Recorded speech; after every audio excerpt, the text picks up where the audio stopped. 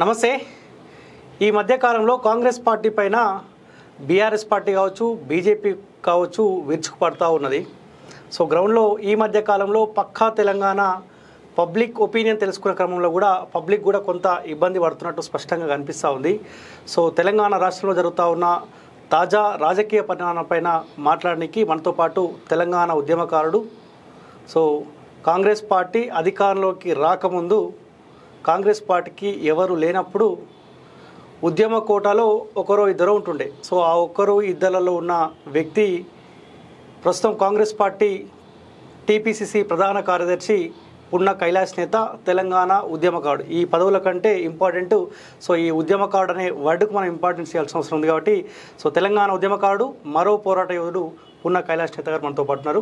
So వారిని అడిగి మరిన్ని విషయాలు తెలుసుకునే పెడుతున్నాం. అన్న నమస్తే. హాయ్ రాము, నమస్కారం. మనం పక్కా తెలంగాణ అనే యూట్యూబ్ ఛానల్ స్టార్ట్ చేసుకున్నాం.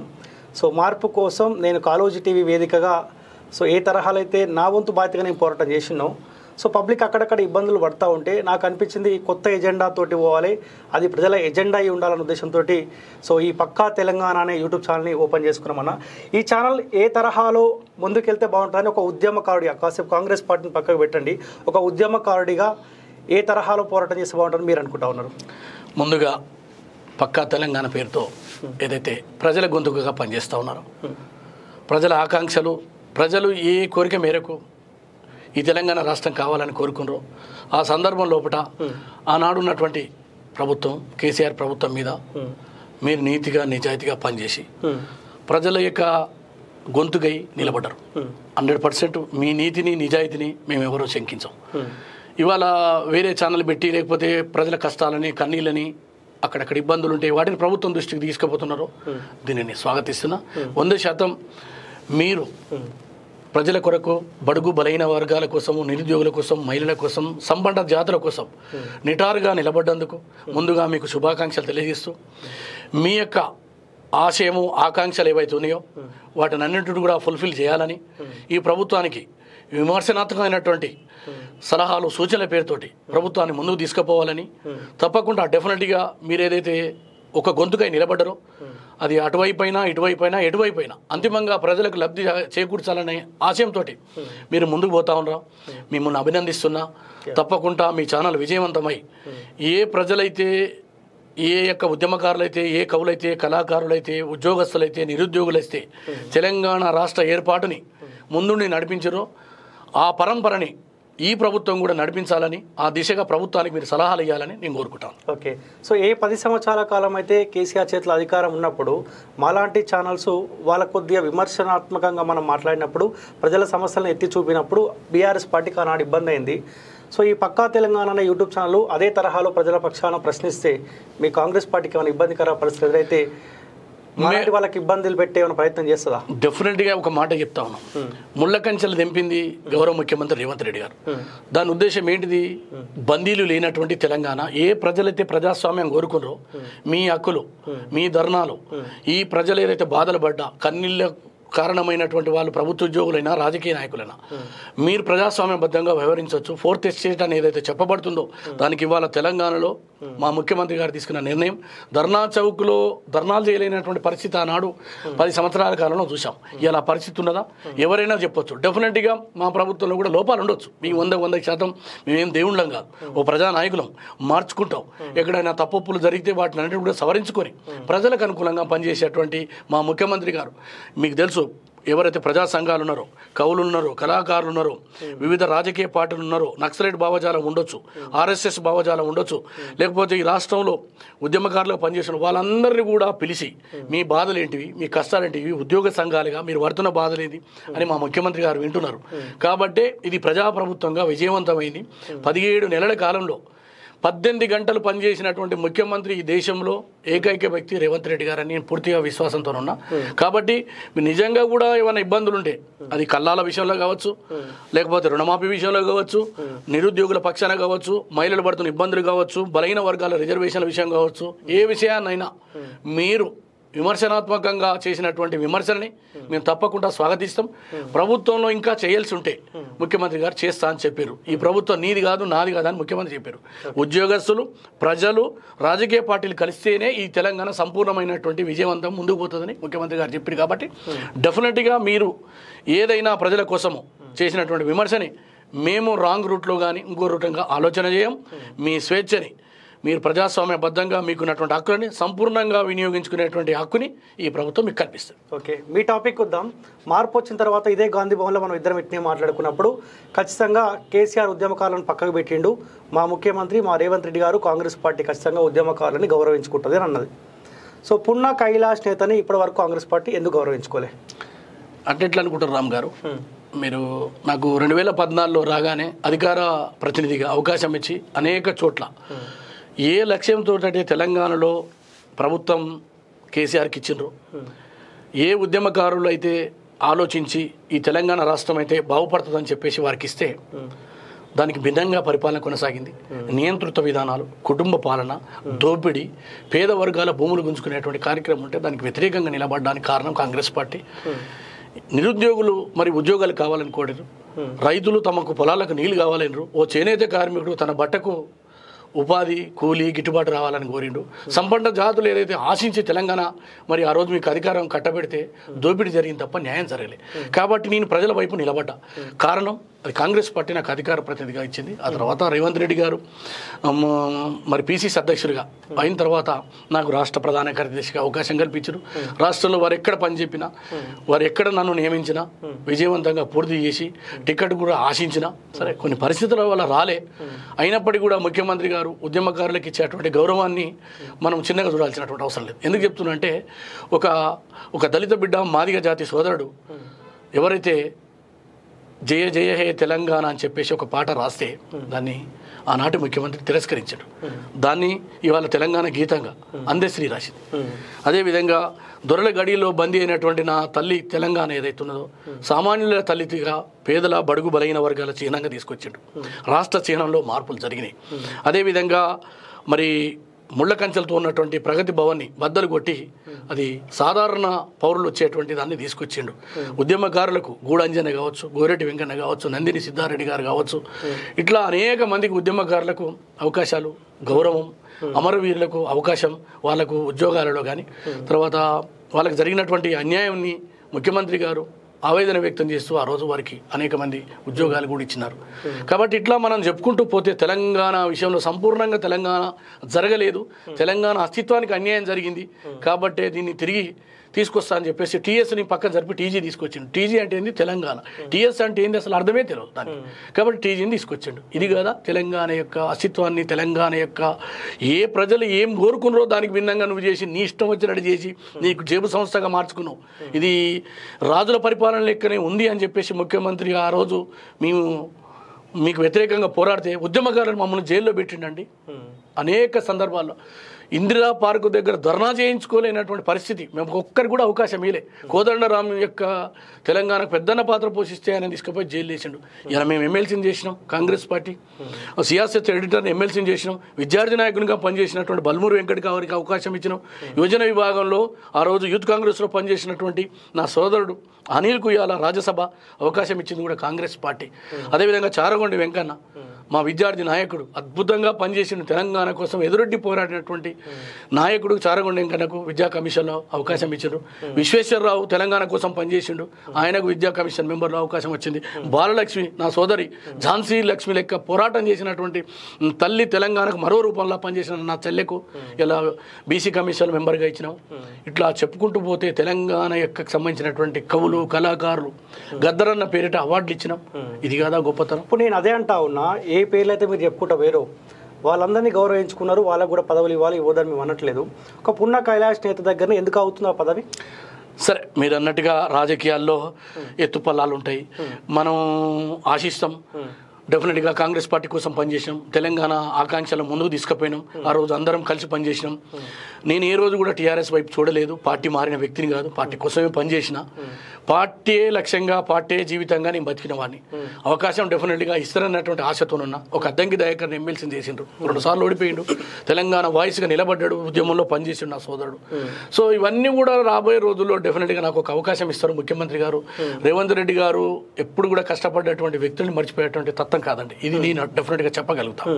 ఎందుకంటే మా కళ్ళ ముందరనే ఇవన్నీ అవకాశాలు వీళ్ళందరికీ ఇచ్చినప్పుడు నాకు వస్తుంది అవకాశం అనేటువంటి నమ్మకంతో విశ్వాసంతో ఉన్నా. మీ ఉద్యమ నేపథ్యం తెలంగాణ రాష్ట్ర ప్రజలకి తెలుసు, తెలంగాణ రాష్ట్రంలో రాజకీయ నాయకులందరికీ తెలుసు, ఎవరు కాదన్నారు మీ ఉద్యమ నేపథ్యం. పూర్ణ కైలాష్ నేత ఉమ్మడి నల్గొండ జిల్లాలో కాకుండా, ఒక పద్మశాలి కుటుంబంలో కాకుండా, ఓ వెలమ కుటుంబంలోనూ లేకపోతే ఓ రెడ్డి కుటుంబంలోనూ పుట్టి ఉంటే ఈ పార్టీకి పూర్ణ కైలాష్ నేత ఒక ఎమ్మెల్యేగానో లేకపోతే ఒక మంత్రిగానో లేకపోతే ఒక కార్పొరేషన్ చైర్మన్గానో ఉంటుండే కదా. సరే, మీరు అన్నట్టు సామాజిక అంతరాలు అవి మనం ఈనాడివి కావు. సమాజంలో అనేక తరాలుగా వస్తున్నటువంటి భేదాభిప్రాయాలు, భిన్నాభిప్రాయాలు ఉన్నాయి. అయితే నేను ఒక్కటి మనవి చేస్తాను గారు, ఏంటంటే సామాజిక అంతరాలు అనేవి మనం ఒక రోజుతో కూల్చలేం. ఎందుకంటే దీనికి అధికారంలో వాళ్ళే ఉన్నారు, డబ్బులలో వాళ్ళే ఉన్నారు, తర్వాత బ్యూరోక్రాట్లు వాళ్ళే ఉన్నారు, తర్వాత భూములలో వాళ్ళ చేతుల్లోనే ఉన్నాయి, పరిశ్రమలు వాళ్ళ చేతుల్లోనే ఉన్నాయి, ఎవ్రీ ఇండస్ట్రీ వాళ్ళ చేతుల్లోనే ఉంది. కాబట్టి బలహీన వర్గాల ఐక్యతను కోరుకోవాలి. కానీ అదే సందర్భంలో వాళ్ళ మీద మనం వ్యతిరేకంగా పోతే జరిగేది కూడా ఏం లేదు. ఎందుకంటే కంప్లీట్గా వాళ్ళ చేతుల్లోనే ఉన్నాయి. వాళ్ళని విమర్శించి వాళ్ళని బూతు పదాలతోటి వాళ్ళని అడ్డగోలిగా మనం తిట్టడం ద్వారా ఇంకా వాళ్ళని పోలరైజేషన్ చేస్తాం తప్ప మన వర్గాలు ఇవాళ ఐక్యంగా నిలబడరని నా నమ్మకం. ఎందుకంటే మన వర్గాలు ఐక్యంగా నిలబడ్డప్పుడు డెఫినెట్గా అనివార్యంగా అన్ని పార్టీలు ఎందుకంటే రాజ్యాంగపరంగా బలహీన వర్గాలకు రిజర్వేషన్ లేవు, దళితులకు ఎస్టీలకు అవకాశాలు రాజ్యాంగం కల్పించింది. కాబట్టి బలహీన వర్గాలు ఎవరితో పోటీ పడాలి? ఓసీలతో పోటీ పడాలి. అలాంటప్పుడు మనం వాళ్ళని తిట్టుకుంటూ పోతే వాళ్ళ అవకాశాలు ఇవ్వరు, అందులో అనుమానం ఏం లేదు మనకు. ఎందుకంటే ఇవాళ వాళ్ళని వ్యవస్థలని ప్రభావితం చేసేటువంటి స్థానంలో ఉన్నారు.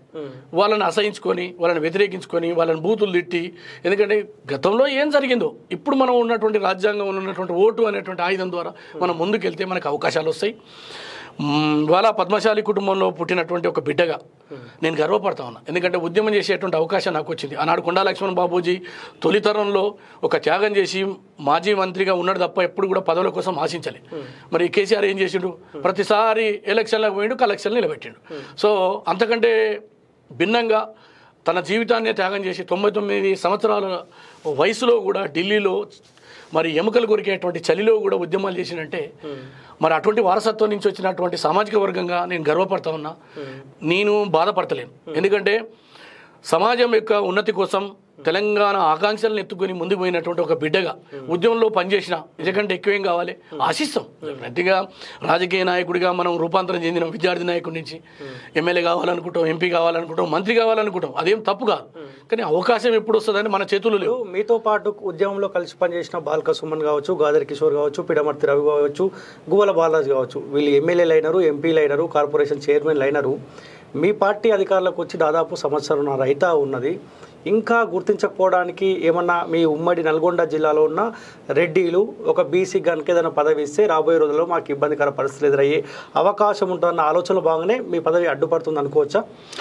అంటే ఒకవేళ మీలాంటి వాళ్ళకి పదవులు రావాలంటే నల్గొండ జిల్లాలో ఉన్న రెడ్డిల బ్లెస్సింగ్స్ ఉంటేనే పదవి వచ్చే అవకాశం ఉంటే అటువంటి బ్లెస్సింగ్స్ మీకు ఉన్నాయా? నేను ఒక మాట చెప్తా ఉన్నా. నల్గొండ అనేది 100% రెడ్ల ఆధిపత్యంలో ఉన్నటువంటి జిల్లా. వాళ్ళు సామాజికంగా, ఆర్థికంగా బలంగా ఉన్నటువంటి సామాజిక వర్గం. వాళ్ళు గతం నుంచి ఈనాటి వరకు కూడా పాలకులుగా వాళ్ళే ఉన్నారు. కొండా లక్ష్మణ్ బాబూజీ ఏదైతే మునుగోడు నియోజకవర్గానికి ముందు ఉన్నటువంటి నియోజకవర్గంలో వారు ఏదైతే చిన్న కొండూరు పేరుతో ఉండే ఎన్నికైండు. ఆ తర్వాత భువనగిరి నుంచి ఎన్నికైండు. ఆ తర్వాత ధర్మభిక్షం ఎన్నికైండు. ఇంతమంది రెడ్లు ఉన్నాం, ధర్మభిక్షం ఎన్నికైండు. అంటే ప్రజల యొక్క ఆశీర్వాదం ఉన్నప్పుడు పార్టీలు టికెట్ ఇచ్చినప్పుడు అయితే అటువంటి టికెట్ ఇవ్వడానికి మనకు కూడా అర్హత ఉండాలి. ఉట్టిని ఇంట్లో కూర్చొని నాకు రాలేదు, నీకు రాలేదని నేర్చుకుంటే పోతే కాదు. అంగబలం సంపాదించాలి, అర్ధబలం సంపాదించాలి. ఎన్నికలు మనం అన్నంత ఆశామాషి కావు. మాటలు మస్తుగా చెప్తారు, కానీ చివరాఖరికి వచ్చేసరికి డబ్బు ప్రభావం ఉంటుంది. ఈ డబ్బు కూడా మన దగ్గర ఉండాలి. ఊరికే డబ్బు లేకుండా నాకు టికెట్ కావాలంటే ఒక టికెట్ ఇయ్యరు. రెండో విషయం, మనం వారితో ఘర్షణ దిగితే అయ్యేది ఏం లేదు, దుష్మన్ అయ్యేది తప్ప మరొకటి కాదు. కాబట్టి నాకు జానారెడ్డి గారు ఆశీర్వాదం ఉంది. మా జిల్లాలో యువనాయకుడిగా కొందూరు రఘువీర్ రెడ్డి గారు నన్ను ఆశీర్వదిస్తూ ఉండు.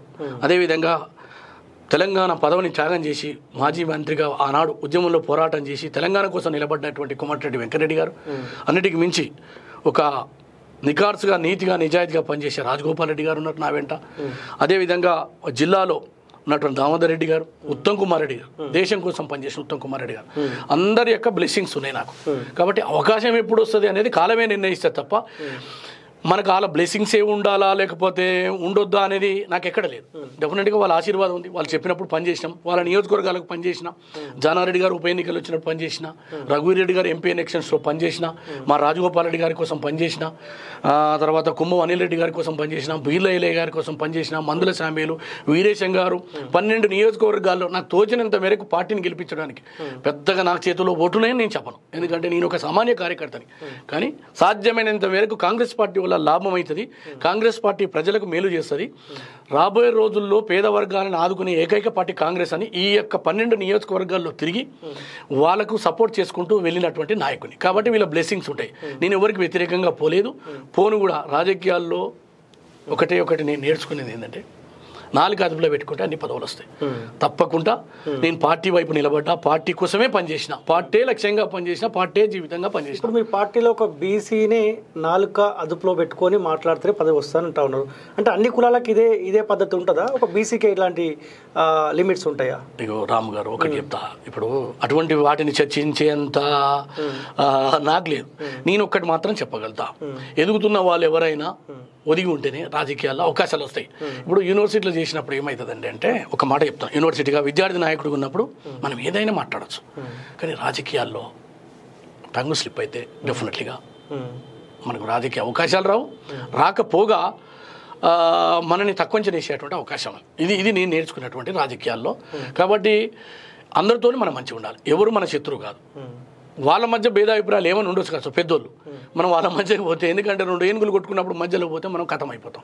కాబట్టి మనం వాళ్ళతో సమన్వయం చేసుకుంటూ పార్టీ లైన్లో పార్టీ కోసం పని చేసుకుంటూ పోవాలి. ఇవాళ ముఖ్యమంత్రి గారు ఏదైతే మాకు పని చెప్తారో, ఇక్కడ పీసీసీ అధ్యక్షుల వారు ఏదైతే పని చెప్తారో అక్కడ పోయి మేము చేస్తాం. ఇప్పుడు నాకు ఒకసారి మహబూబాద్ ఇచ్చిండ్రు, ఆడ పోయి పని చేస్తాం. ములుగు ఇచ్చిండ్రు, భూపాలపల్లి ఇచ్చిండ్రు, ఎంత దూరం అయినా పోయి చేస్తాం. మహబూబ్ నగర్లో ఎక్కడో మక్తల్లో ఇచ్చిండ్రు, ఆ తర్వాత ఎల్లారెడ్డికి ఇచ్చిండ్రు, నిజామాబాద్కి ఇచ్చిండ్రు. ఎక్కడ ఉప ఎన్నికలు వచ్చినా కాంగ్రెస్ పార్టీని గెలిపిస్తానికే పనిచేసినాం.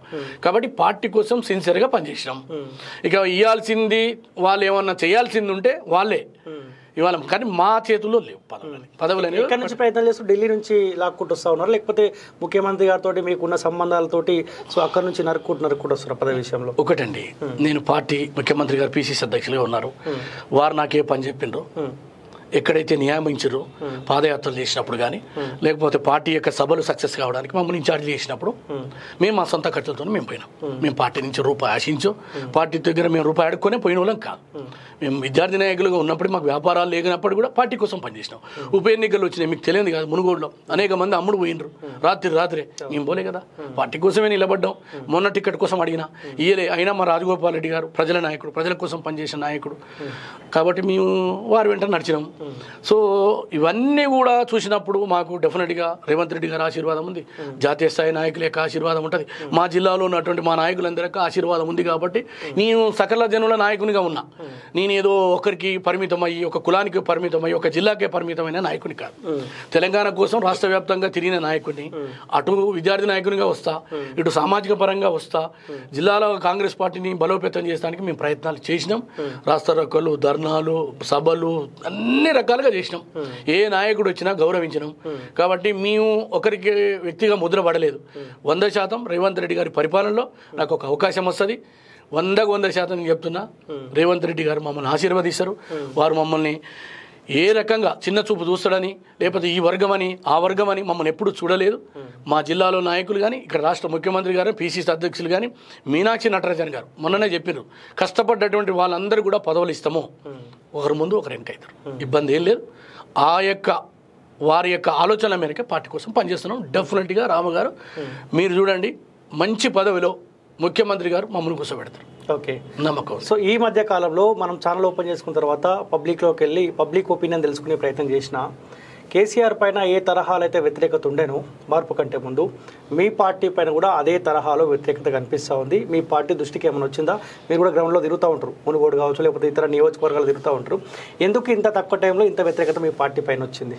రామ్ గారు, ఇప్పుడు ప్రజలేమో కొంత మా మీద నమ్మకం పెట్టుకుంటారు, కానీ రాష్ట్ర ఆర్థిక పరిస్థితి ఏమో ఊబిలోకి నెట్టబడది.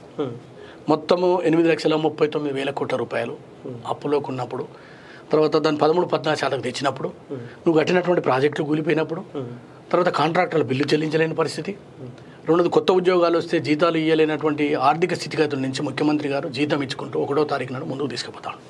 సో ఈ సందర్భంలో ఏంటంటే ప్రజలు ఇప్పుడు మీకు 21,000 కోట్లతోటి 25 లక్షల కుటుంబాలకు ఇవాళ రుణమాఫీ జరిగింది. అది అంటే దాదాపు సుమారు ఒక ఇంటికి 4 వేసుకున్న 1 కోటి మందికి లబ్ధి జరిగింది. దాదాపు ఇప్పటికీ 5,000 కోట్ల రూపాయలు ఆర్టీసీకి చెల్లించింది రాష్ట్ర ప్రభుత్వం, ముఖ్యమంత్రి రేవంత్ రెడ్డి గారి నాయకత్వంలో, పొన్నమన్న ప్రభాకర్ గారి నాయకత్వంలో. అది మామూలు విషయం ఏం కాదు. ఉచితంగా ప్రయాణం జరుగుతూ ఉంది. రెండో విషయం 500 రూపాయలకు సిలిండర్ కార్యక్రమం తీసుకున్నాం. అదేవిధంగా 200 ఉచిత విద్యుత్ ఇస్తా ఉన్నాం యూనిట్ల వరకు. అదేవిధంగా సన్న బియ్యం, ఇది మామూలు విషయం కాదు. సంవత్సరానికి 10,000 కోట్ల రూపాయలు అప్పు, ఇది మామూలు విషయం అన్నది. ఇవాళ భారతదేశంలో ఎవరు చేయనటువంటి సాహసం మా ముఖ్యమంత్రి గారు చేసినారు. తర్వాత ఎస్సీ వర్గీకరణ, ఇది 30 సంవత్సరాలు నలుగుతున్న ఇష్యూ. వర్గీకరణ చేసి ఆ వర్గాలను రేపు ఉద్యోగాలలో తీసుకురావాలా, రాజకీయ అవకాశాలు. 42% బీసీలు, 56% ఉన్నాం మనం దాదాపు ఈ తెలంగాణ రాష్ట్రంలో. ఎవరైనా చేసిరా రిజర్వేషన్ బిల్లు? కాబట్టి ముఖ్యమంత్రి గారు ఒక సంకల్పంతో ముందుకు పోతాడు. కాబట్టి ఆ సందర్భంలో కొన్ని ఇబ్బందులు అవుతున్నమాట వాస్తవం. అది కూడా ఏంటి, ఆర్థిక ఇబ్బందులే. ప్రజలు ఏమనుకున్నారంటే సరే రాగానే మాకు ఇవన్నీ వస్తాయి అనేటువంటి భావనతో మేము కూడా చేస్తాం అనుకున్నాం. కానీ చూస్తే ఖజానా ఖాళీ ఉంది. కాబట్టి ముఖ్యమంత్రి గారు ఆవేదనతో బాధతోని ఒక సందర్భంలో ఇయలేనటువంటి పరిస్థితి ఇట్లున్నాయి, కొద్దిగా తీసుకుపోతా దీన్ని ముందుకు సక్రమైన పద్ధతి లోపల ఒక స్టెబిలైజేషన్ చేసి పోతామని చెప్పి ఇప్పుడు ఇవాళ 1,60,000 కోట్ల రూపాయలు అప్పు చేసినాం. 1,52,000 కోట్ల రూపాయలు మిత్తి అసలు కట్టుకోవడానికే సరిపోయిన టైం. మరి ఎక్కడి నుంచి వస్తాయి డబ్బులు అనేవి? ముద్ర కావు కదా రామ్ గారు. పబ్లిక్ కూడా వాస్తవాలు తెలుసు. 10 ఏళ్ల కాలం పాటు ఆర్థిక విధ్వంసం కేసీఆర్ చేసిన విషయం పబ్లిక్ తెలుసు. కానీ ఇక్కడ కాంగ్రెస్ పార్టీ చెప్పుకోవడంలో, ప్రజలకు అర్థమయ్యే రీతిలో ఎక్స్ప్లెయిన్ చేయడంలో కాంగ్రెస్ పార్టీ విఫలమవుతుంది అనుకోవచ్చా? లేదు రామ్ గారు, ఏమవుతుందంటే వాళ్ళకు సంబంధించిన మంది మాగదులు కానీ, దొంగ సోషల్ మీడియా కానీ, కొంతమంది దొంగ ఛానల్ కానీ వాస్తవాలను కప్పిపుచ్చుతూ ప్రభుత్వం మీద విషయం చెబుతారు. దీంట్లో 2 కారణాలు ఉన్నాయి. ఎందుకంటే కేసీఆర్ లాంటి రాజకీయ ఉద్దండుని పండబెట్టిండు. ఇక ఆయన పేరు బాలకాలంటే కూడా ఇలా భయం అవుతుంది. అందుకే ఫామ్ హౌస్లో అనుకున్న అసెంబ్లీకి రమ్మంటున్నాం. అసెంబ్లీ అనేది ఏంది, తెలంగాణ ప్రజలు ఇచ్చినటువంటి ఒక అవకాశాన్ని మీరు సద్వినియోగం చేసుకొని ఒక దేవాలయం. ఇలా ప్రజల కోసం పనిచేస్తానికి ఎక్కడ పనిచేస్తాం? చట్టసభల్లో పనిచేయాలి. నువ్వెందుకో పారిపోయినావు, చర్చకి ఎందుకో రావు, తప్పా ఒప్ప ఏదైనా కానీ మా తప్పు ఉంటే మాది ఒళ్ళేవే అంటున్నాం, మీ తప్పు ఉంటే మీ సిద్ధం కావాలి. కానీ ఇవన్నీ కాకుండా కాకమ్మ కబుర్లు చెప్తూ, తర్వాత వ్యక్తుల మీద తులనాడుతూ, అడ్డగోలిగా మాట్లాడుతూ, ఇవన్నీ మాట్లాడుతూ ఊకుంటాం అనుకున్నారా? అది కాదు కదా. ఇవాళ రాజకీయంగా మాత్రమే విమర్శలు చేయమంటున్నాం. కానీ వ్యక్తిగత విమర్శలు, ముఖ్యమంత్రి గారి మీద అడ్డగోలి మాటలు, కుటుంబాల మీద మాటలు ఏం బలుపా, అహంకారమా? మీరు రాజకీయాల్లో మీరు 10 సంవత్సరాలు ఉన్నారు, మిమ్మల్ని అనలేమా? లిక్కర్ స్కామ్లో అడ్డగోలుగా దోచుకున్నటువంటి దొంగల దోపిడీ రాణి అక్క కవితక్క ఎవరు ఇవంతా కదా? తెలంగాణ బతుకమ్మ పేరుతోటి బతికింది, ఆమె బతికింది. ఎవరు బతికిరు? తెలంగాణ ఉద్యమకారులకు ఏమైనా విలువ ఇచ్చినావా? కవులకు ఇచ్చినావా? కళాకారులకు ఇచ్చినావా? ఏ వర్గాలకు ఇచ్చినా? తెలంగాణ కోసం పనిచేసిన గద్దరానని బయట పండబెట్టినావు. మందకృష్ణని అరెస్ట్ చేయించినారు మీరు. మరి మేము గద్దరన్న పేరుతో అవార్డులు ఇచ్చింది మేము కదా. మందకృష్ణ కోరుకున్నటువంటి తెలంగాణ దళిత సమాజం, మాదిగ సోదరులు కోరుకున్న వర్గీకరణ చేసింది మా రేవంత్ రెడ్డి గారు కదా.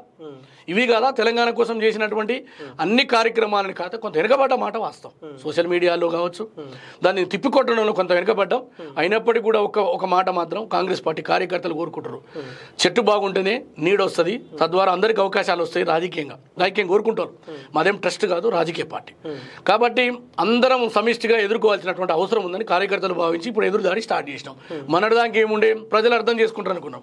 కానీ ప్రజలు ఏం చేస్తున్నారు, కిందికి చేసేసి ప్రజలందరూ కూడా మోసం చేసే కార్యక్రమం పెట్టుకోరు. కాబట్టి డెఫినెట్గా మేము చేసినటువంటి అభివృద్ధి సంక్షేమ కార్యక్రమాలు అసెంబ్లీలో చర్చిస్తున్నాం, బయట చర్చిస్తున్నాం. ఇవాళ సోషల్ మీడియా కూడా మేము గట్టిగానే సమాధానం కౌంటర్ ఇస్తా ఉన్నాం. కానీ దొంగ అకౌంట్ల పేరుతోటి ఎక్కడో ఉన్నటువంటి అమెరికా, దుబాయ్ల పేరుతోటి వాళ్ళు దొంగ అకౌంట్లు పెట్టి వ్యక్తిగతంగా దాడి చేసుడు, తర్వాత సోషల్ మీడియాని 100 కోట్లు ఖర్చు పెట్టి, ఎందుకంటే అడ్డగోలు సంపాదించారు కదా మీరు. మీకు ఇప్పుడు ఈ కార్ రేసులో మీకు తెలియదు కాదు, అడ్డగోలుగా 100 కోట్లు చేతులు మారినాయి. ఆ తర్వాత ధరణి పేరుతోటి 1,00,000 కోట్లు సంపాదించారు. హైదరాబాద్ చెర్లను కబ్జా చేసినారు. తెలంగాణని సర్వం దోచుకున్నటువంటి దొంగలే ఇలా మా మీద వ్యతిరేకంగా మాట్లాడుతారు. కానీ తెలంగాణ ప్రజలు 100% మేము 90% సక్సెస్ సాధించాం. ఓకే, ఒక ఉద్యమకారుడిగా మీరు అంటా ఉన్నారు తెలంగాణ రాష్ట్రాన్ని దోచుకున్నది బీఆర్ఎస్ పార్టీ, ఆ కుటుంబం అంటా ఉన్నారు కదా. మరి దోచుకున్న కుటుంబాన్ని, దోచుకున్న బీఆర్ఎస్ పార్టీని మీరు అధికారులకు వచ్చి సమాచారం రైతా ఉంది, ఇంకా ఆ పార్టీని ఎందుకు వదిలిపెడుతారంటే ఏం సమాధానం చెప్తారు? ఒకటి రామగారు, ఇప్పుడు మీరు ఆలోచన చేయాల్సింది ఏంది, ఎంక్వైరీ సంస్థలనే మీకు మాకు లేకపోతే సమాజానికి జేబు సంస్థలు కావు. వారు స్వతంత్రంగా పనిచేస్తారు. కాళేశ్వరంలో అడ్డగోలు అవినీతి జరగడం వల్ల కూలిపోయింది, దాని మీద ఎంక్వైరీ నడుస్తుంది. ఈ కార్ రేసుకు సంబంధించి ఎంక్వైరీ నడుస్తూ ఉంది. అదేవిధంగా విద్యుత్ ఒప్పందంలో జరిగిన దాని మీద నడుస్తూ ఉంది. లిక్కర్ స్కామ్లో ఆమె ఆల్రెడీ జైలుకు పోయించింది. ఆ ధరణి పేరుతోటి ఎంత కుంభకోణం జరిగిందో దాని మీద కూడా నడుస్తూ ఉంది. రాష్ట్రాన్ని రాబందులు, జలగలు, దోపిడీ ముఠాలు, దండుపాల్య ముఠా ఏ రకంగా అయితే నరమాంస భక్ష్య లేక తెలంగాణ దోచుకున్నటువంటి వీళ్ళ మీద ప్రభుత్వం తీసుకున్నటువంటి చర్యలు ఉన్నాయి. కానీ కేంద్రం ఉన్న భారతీయ జనతా పార్టీ వాళ్ళకి సహకరిస్తుంది. భారతీయ జనతా పార్టీకి ఇవాళ తెలంగాణలో రెండో శాఖ బీఆర్ఎస్. అందుకే కదా తెలంగాణ అస్తిత్వాన్ని వదిలిపెట్టేసేసి ఇవాళ వాళ్ళు బీఆర్ఎస్ అని పెట్టుకోరు. బీఆర్ఎస్ బీజేపీ వేరు కాదు. రాబోయే రోజుల్లో కలిసి పోటీ చేస్తారు. వాళ్ళు ఖచ్చితంగా రాజకీయ లబ్ధి కోసం రెండు ఏకం కాబోతాం.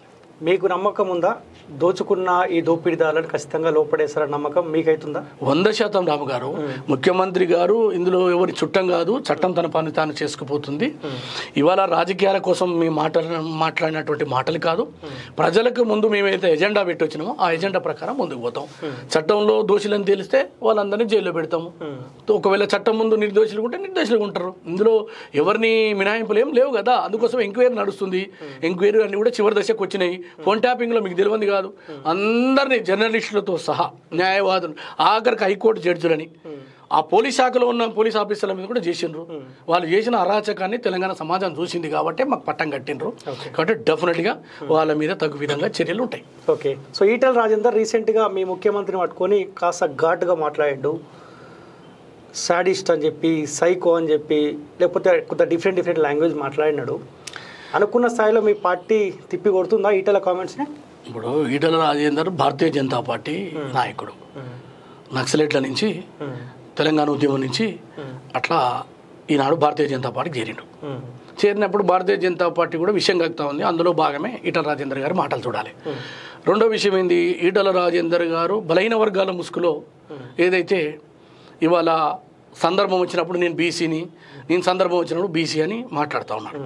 నేను అడుగుతా ఉన్నా ఈటెల రాజేందర్ గారు, అన్నా నీ కొడుకు, నేను వ్యక్తిగతంగా రాకూడదు, నాకు అయినా ఇంట్రెస్ట్ లేదు. తెలంగాణ ఉద్యమంలో మీతో నాకు అనుబంధం ఉంది, మీ పట్ల నాకు గౌరవం ఉంది.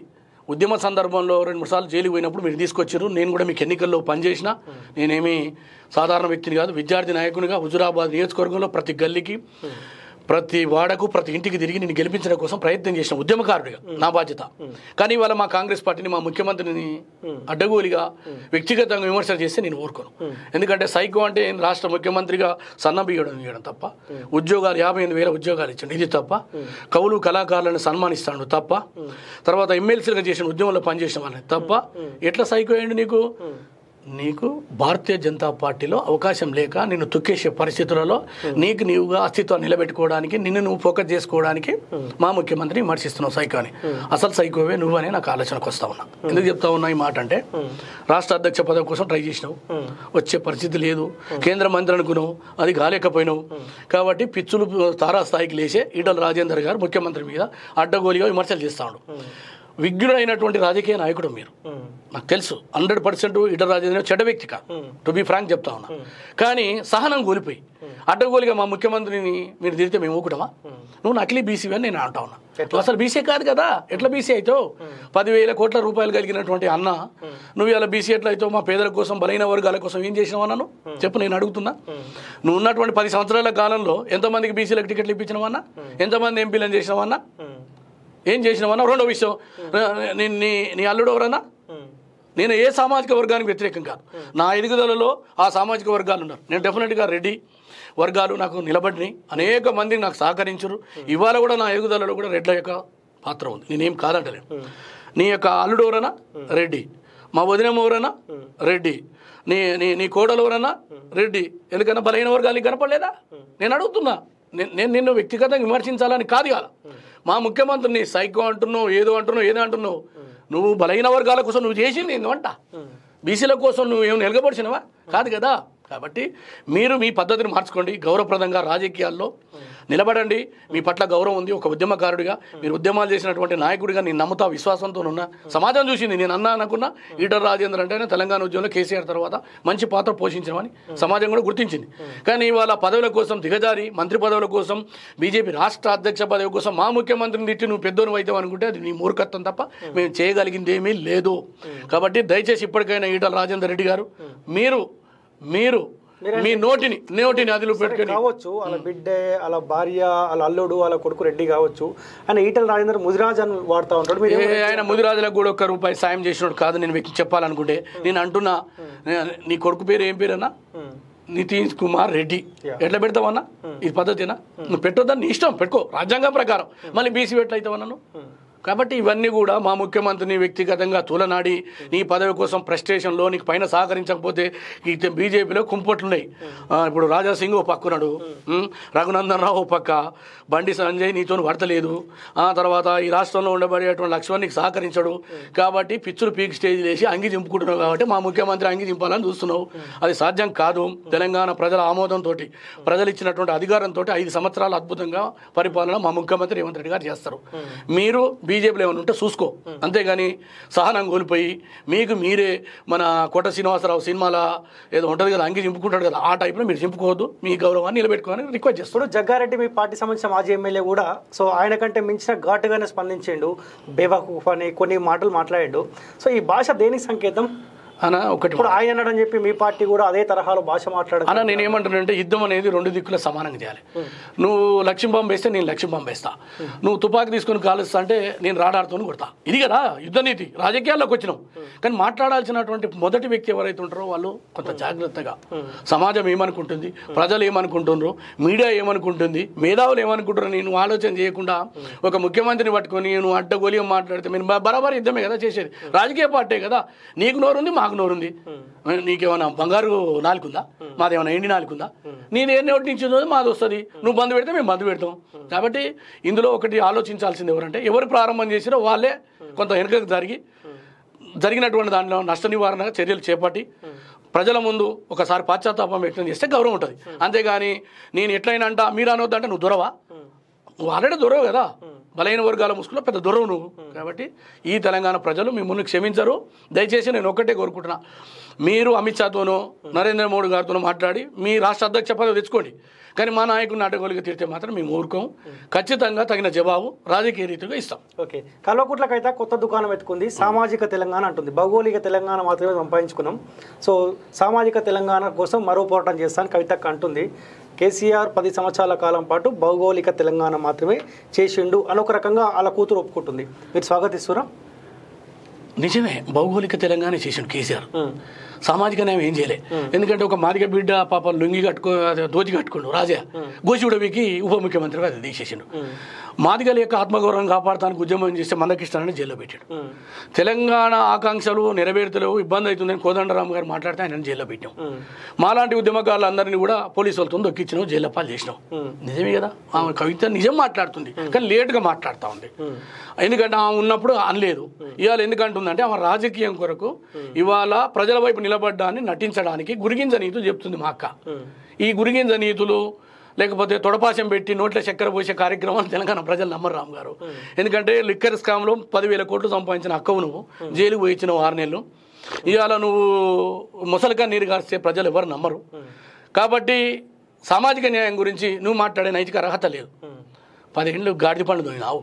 అసెంబ్లీలో పూలే విగ్రహం పెడితే ఎవరు కొడుతుండేనా? మేము సహకరిస్తుండే కదా.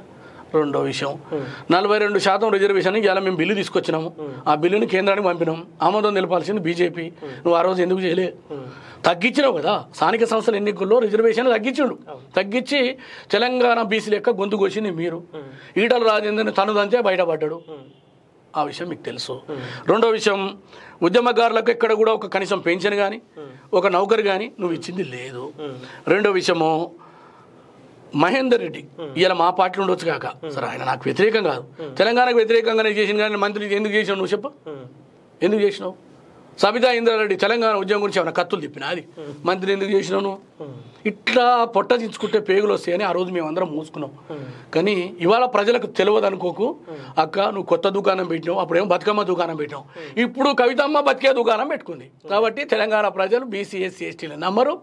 దళితులకు ద్రోహం చేసినావు, మహిళలకు అసలు ఫస్ట్ సార్ మీరు గమనించాలి, అసలు మహిళలకు అవకాశం ఇవ్వలే.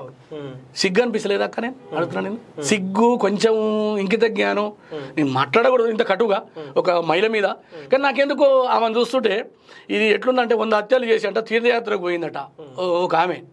అంటే మొగని కొట్టి మొగసాలకు ఎక్కాలి. నీ కాలంలో సామాజిక న్యాయం చేయవు, నీ కాలంలో బీసీలకు అవకాశాలు ఇవ్వవు, దళితులకు అవకాశాలు ఇవ్వవు, నిరుద్యోగులకు అవకాశాలు ఇవ్వవు, ఏది చెయ్యకుండా మళ్ళీ ఇలా ప్రభుత్వం మారింది కాబట్టి ఒకటి చిరుతల భజన చేసుకుంటానే ఒక కొత్త దుకాణం మొదలుపెట్టింది. ఈ దుకాణాన్ని నమ్మరు. ఎట్టి పరిస్థితుల్లో సామాజిక న్యాయానికి ఈ ప్రభుత్వం కట్టుబడి ఉంది. అందులో భాగంగానే బీసీల యొక్క నియామకం మొదలుకొని కమిషన్ల నియామకం వరకు బీసీ ఎస్సీ ఎస్టీలకు అన్ని వర్గాలకు అవకాశం ఇచ్చింది మా రేవంత్ రెడ్డి గారు. Okay, anyway thank you so much అన్న. నెక్స్ట్ ఇంటర్వ్యూలో అన్న పున్న కైలాష్ నేత పక్కపోతే ఒక కార్పొరేషన్ చైర్మన్ లేకపోతే ఏమన్నా యాడ్ అవుతుందా నెక్స్ట్ ఇంటర్వ్యూ? తప్పకుండా రాము. ఒకటి చెప్తున్నా, కష్టానికి త్యాగానికి పోరాటానికి పెట్టింది పేరు ఈ బిడ్డ. ఓ పేదల బిడ్డ, గరీబోల బిడ్డ, ఆకలితో అలమటించిన పోరాటం చేసిన అయినప్పుడు కూడా మొక్కబోని ధైర్యంతో డబ్బుల కొరకు పదవుల కోసము లేకపోతే మరొక దానికోసం ఆశించి వెంపర్లాడి దిగజారి రాజకీయాలు చేయను. తప్పకుండా ప్రజలు ఏమనుకుంటారో ప్రజల వైపు నిలబడతా. ఆ సందర్భంలో అప్పుడే కాంగ్రెస్ వైపు నిలబడ్డ రేవంత్ రెడ్డి గారి నాయకత్వంలో ముందుకు పోతున్నా. తప్పకుండా ఆయన అవకాశం ఇస్తాడన్న విశ్వాసంతో ఉన్న ఒక మాట మనవి చేస్తున్నా, ఈ 3.5 సంవత్సరాల అవకాశం ఉంటే నాకు అవకాశం ఇస్తారు. అవకాశం ఇవ్వకుండా డెఫినెట్గా కాంగ్రెస్ పార్టీ జెండానే పట్టుకొని ముందుకు పోతాం. తప్పకుండా ఆ విశ్వాసంతో నమ్మకంతో ఉన్న మీరు నన్ను ఇంటర్వ్యూ చేసి ప్రజలకు పరిచయం చేసినందుకు ధన్యవాదాలు. ఆ రోజు ఉద్యమంలో చూపించినావు, మళ్ళీ కాంగ్రెస్ పార్టీలో ఉన్నప్పుడు చూపించినావు, మళ్ళీ ప్రభుత్వంలో ఉన్నప్పుడు కూడా చూపించినావు. కాబట్టి నీకు మరొకసారి పక్కా తెలంగాణ విజయవంతం కావాలి, ప్రజల ఆకాంక్షల మేరకు ముందుకు పోవాలని, ప్రభుత్వం చేసేటువంటి మంచి కార్యక్రమాలను కూడా ముందుకు తీసుకుపోవాలని రిక్వెస్ట్ చేస్తున్నాను. ఒక మాట అయితే చెప్తా ఉన్నా, ఈ పక్కా తెలంగాణ పున్న కైలాష్ నేతకు పదవి రాకపోతే పక్కా కొట్లాడుతానమాట మీకైతే చెప్తా ఉన్నా. థ్యాంక్ యూ సో మచ్ అన్న. సో ఇది తెలంగాణ ఉద్యమకారుడు, కాంగ్రెస్ పార్టీ సీనియర్ నాయకుడు, టీపీసీసీ ప్రధాన కార్యదర్శి పున్న కైలాష్ నేతతో స్పెషల్ ఇంటర్వ్యూ. దయచేసి ప్రజలారా ఈ వీడియో ఎక్కువ మందికి షేర్ చేసే ప్రయత్నం చేయండి. ఒక ఉద్యమకారుడి ఆవేదన ఇది. సో దయచేసి ఎక్కువ మందికి షేర్ చేసే ప్రయత్నం చేయండి.